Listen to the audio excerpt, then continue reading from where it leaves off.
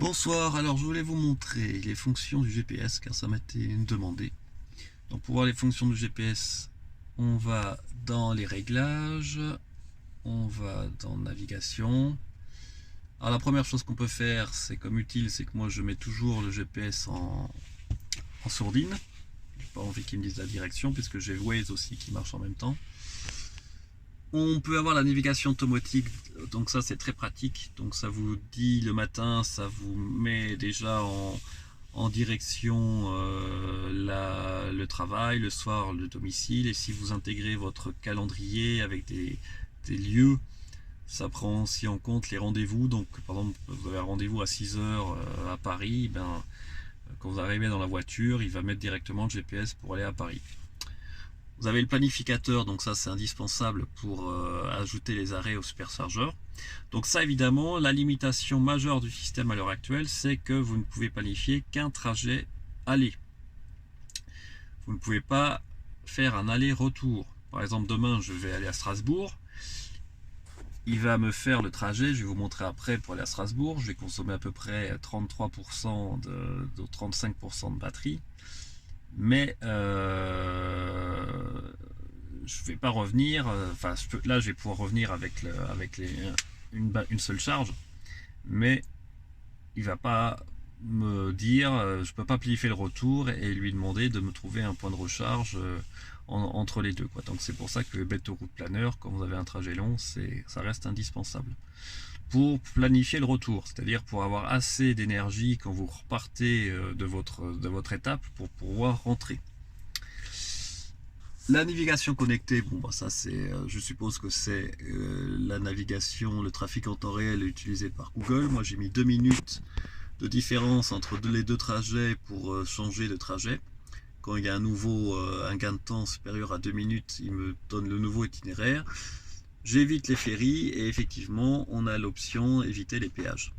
Donc les fonctionnalités quand même il n'y a pas 26 000 fonctionnalités pour le GPS dans la voiture.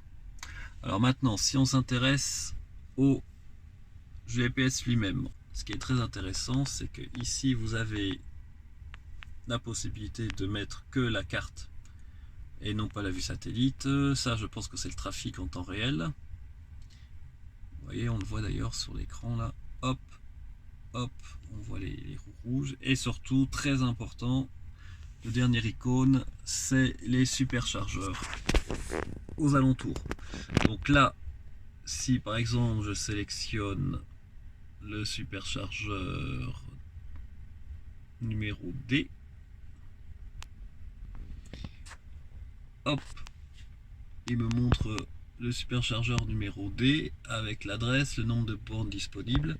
Je peux le mettre dans les favoris et j'ai aussi en temps réel sur l'écran le nombre de points rouges là, donc c'est à dire qu'il y a 2 bornes sur 10, si j'ai bien compris, qui sont prises.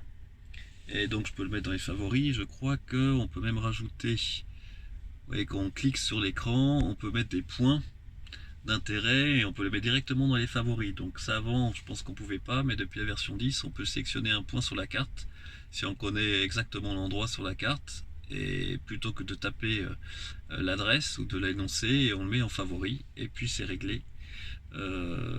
C'est quand même très pratique. Alors ce que je vais vous montrer aussi, c'est que dans la fonction navigation, donc vous avez le domicile, le travail, manger ou visiter. Si je tape manger, par exemple là, il me propose la maison des délices. D'ailleurs, c'est un bon restaurant. Avec les avis, je pense que les avis viennent de Google. Je peux le mettre dans les favoris et je peux appeler. Directement le restaurant. Activer la navigation. Et si je clique ici, qu'est-ce qui se passe?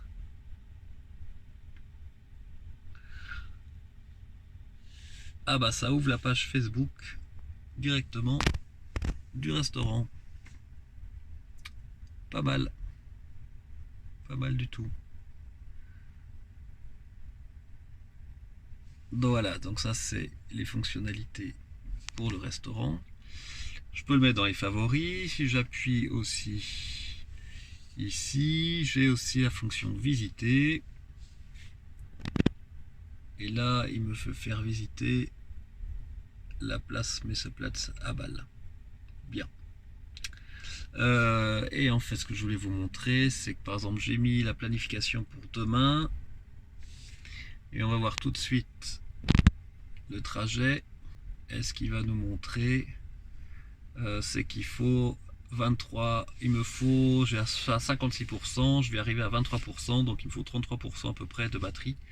Donc 66, on va dire 70 aller-retour, je vais partir à charger à 90% la voiture, donc je devrais être tranquille. Et vous voyez, si je vais être encore plus tranquille, je clique sur le superchargeur de Strasbourg et je vois qu'il est sur le trajet du retour. Donc au pire, si je veux me faire une petite sécurité, je peux en repartant du Cora m'arrêter sur la route. J'ai l'impression que c'est vraiment sur la route au superchargeur. Et j'ai l'impression qu'il y en a un juste à côté en Allemagne. Oui, 5 bornes sur 6 disponibles. Donc et 150 kW max. Voilà. Donc c'est pas mal, et comme j'ai expliqué avant, bon, la grosse limitation pour l'instant, c'est que le GPS ne planifie pas un aller-retour. Hein. Et on peut pas mettre d'étape non plus, pour être plus précis. Donc c'est comme la limitation. Là, c'est pour aller à Strasbourg, il n'y a pas de problème, mais là, je vais faire un grand voyage. D'ailleurs, je ferai des vidéos pour Noël. Je vais partir à l'ouest, dans l'ouest de la France. Je vous montrerai exactement comment ça se passe au cours du trajet avec les différentes recharges. J'aurai au moins 3 recharges dans les superchargeurs pour arriver à Bordeaux. Voilà, bah écoutez, j'espère que ça vous a plu. Bon, on voit que les options sont quand même pas immenses. Hein. L'autre possibilité, c'est d'utiliser le navigateur comme j'avais fait l'autre fois et mettre Better Route Planner. Donc on peut essayer, hein, en mettant Better Route Planner. En théorie, il devrait être relié à mon compte. On va partir de Mulhouse.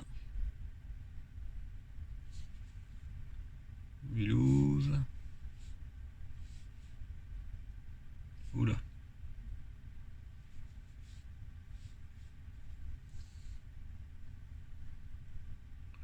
On va mettre Cora. On va voir si il y a un à Mundolsheim. Moon. Oui, je l'ai. Extraordinaire. Et donc, plan route, show settings. More settings. Ah,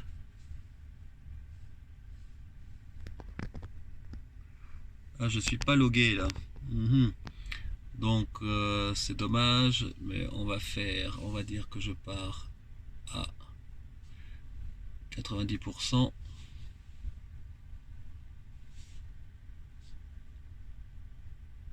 Référence speed, pardon, c'est 100%. Entrée, plan de route.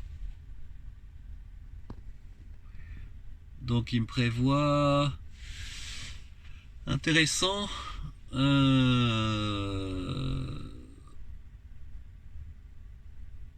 31% alors que ça me prévoyait 33% avec le GPS. Donc je vais peut-être changer les températures. Là on va mettre 0.